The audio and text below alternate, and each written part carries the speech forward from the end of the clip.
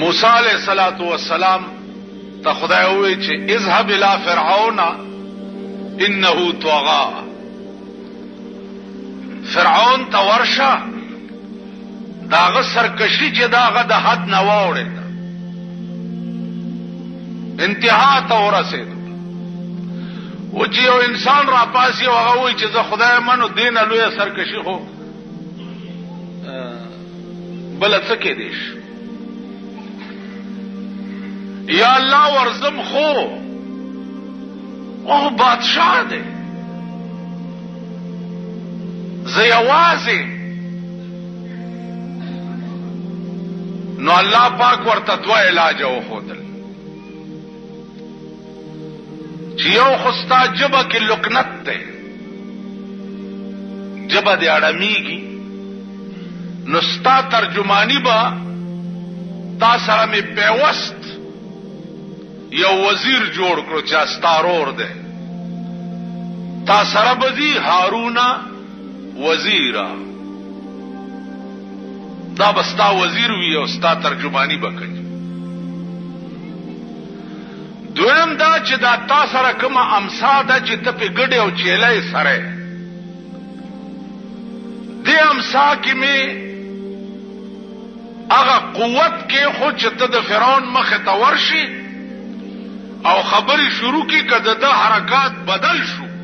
نو دا امسا داغه مخ ته وګرځوا تماشا کوا چې زه بیا څه کوم.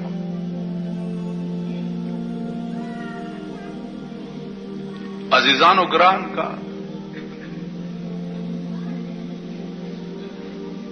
یو دیو یو ورور څوک یارو مددگار نشتا او د داسې بادشاہ مخه ته ورځي چې هغه د خدای داوا کړی دا ټول مخلوق وای چې دا خدای دی، دنیا یې مرګره ده. دام زړو کنه او دام جګراوه چې د بادشاہ دربار ته ورځي او ته په دربار کې ورته وای چې دا تا چې کومه داوا کړې ده دا دروغ دي، ته خدای نه بلکې د خدای پیدا کرده بنده یې. بادشاہ دربار مونږه دل خدای راستی کا بابو ته ویلې په یوازې ځان. موسی علیہ الصلوۃ والسلام فرعون ته ورځا او بادشاہ ته وایا چې دا ته څه وې دا غلط دي. هغه ورته ویل چې ولی زه خدایم ته خدای نه اول راویلی سی خو چې راویلی سی قرآن کې الله وی واوحینا الی موسی ان الق عصاک فاذا هي ثعبان مبین. ما موسی ته وحی وکړه چې د امسا دې وغورځاو د فرعون د مخې ته، چې د امسا دغه د مخې ته وغورځولا یو لوی اجدها ته جوړه شو. دومره لوی اجدها ته جوړه شو علما لیکي چې لاندینۍ شونډه په ځمکه پرته وه او پاسنۍ شونډه د فرعون په محل پرته وه، دومره د خپله واضح شوه. فرعون چې وکړه دا چې تاسو بلا لرګینه سبلا جوړه شو منډې کړې چې کور تلاړو. علماء مفسرین وایي چې په دغه یو ورځ باندې فرعون 400 کراتې په دستونو تلو د یاري 400 کراتې.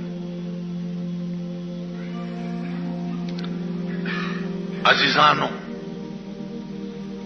دې ته معجزه وایي. بیا دغه لرګی دی چې موسی علیہ السلام ورته لاس کو نو بیا امسا شوه. الله ورته لا تخف یریګما لاس ورواچو خو چې لاس ورواچو لا بیا لرګی شو.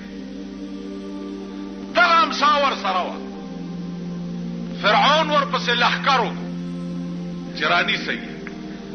موسی سره د ملګرو مخکې او د فرعون فوج ورپسې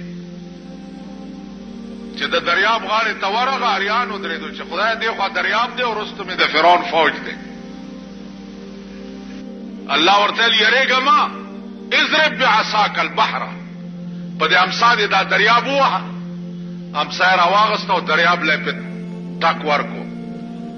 په دریاب کې 12 لارې ورته جوړې شوې 12 لارې موسی سره د قومه پکې ورګډې شو د خدای دې انتهایی مشفقانه انداز ته وګوره دا لار ده او دا دیوال دی د اوبو دا لار ده او دا دیوال دی د اوبو 12 لارې په دې لار کې زه روان یم نو زه دا خیال کومه چې دا خوانه لارې خلک چې دي دا به اوبو وړي نو علامه ابن خلدون لیکي چې په دې د اوبو په دې دیوال کې کړکۍ وشوي نو دوی به په لار کې روانو او یو بل ته به قتل هم قدرت د دوی دړنه هغه خوف هم لري چې هغه زمانه اخوا خلک چرته وړي نه